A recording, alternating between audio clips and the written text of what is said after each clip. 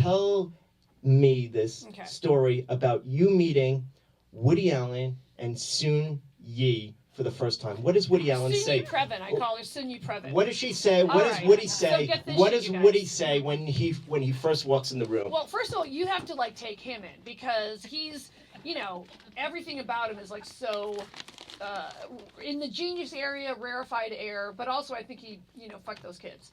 So that's me. He's not guilty. I get it. Whatever. But as a comic, before I thought he was a kid fucker, I thought he was awesome, and I was excited to meet him. Afterwards, I was like, it was uncomfortable. So it was a very small dinner party, and he was seated to my left.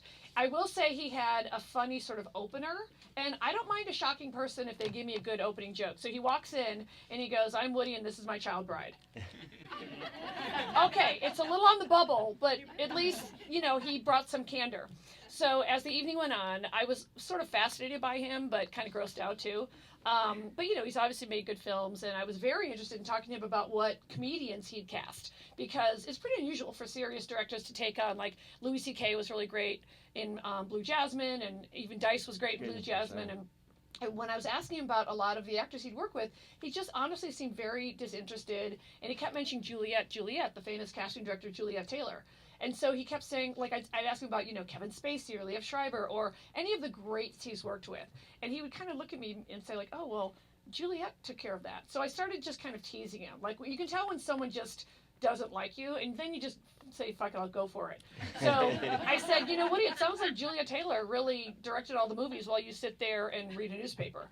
And he, like, didn't laugh at that, of course, and he was super into his soup, because he's like an old dude, right? So he's, like, very into his bland soup, like my mom.